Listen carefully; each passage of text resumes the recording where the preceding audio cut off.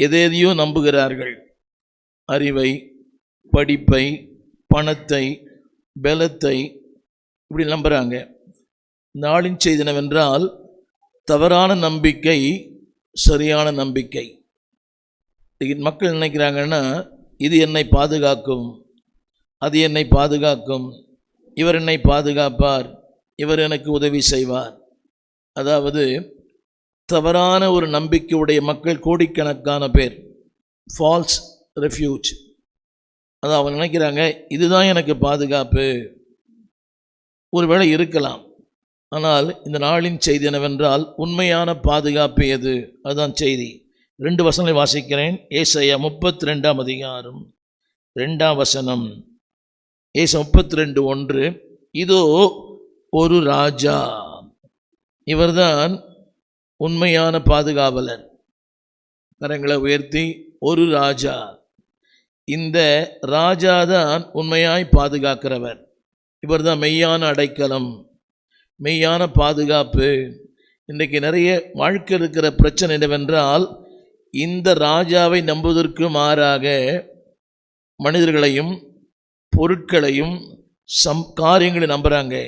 இப்படி சொன்னால் உங்களுக்கு புரியும். தொழில் நல்லது, தொழில் நல்லது. அந்த வார்த்தையை படிக்கிறேன். அந்த வார்த்தை 2ஆம் வசனம்.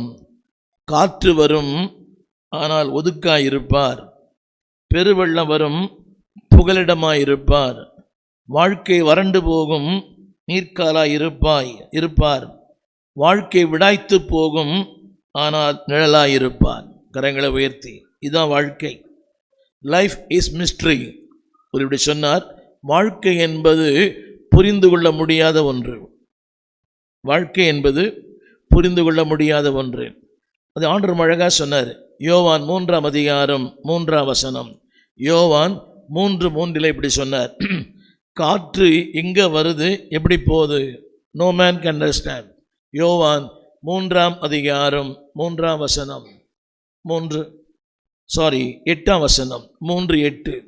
அந்த வார்த்தை இப்படி சொல்லுகிறது, காற்றானது தனக்கு இஷ்டமான இடத்துல வீசுகிறது. இதுதான் வாழ்க்கை. What is life? வாழ்க்கை என்பது அதில் போது, அது எந்த இடத்துலேருந்து வருகிறது, எங்கே போகிறது என்று யாருக்குமே தெரியாது. இதுதான் வாழ்க்கை.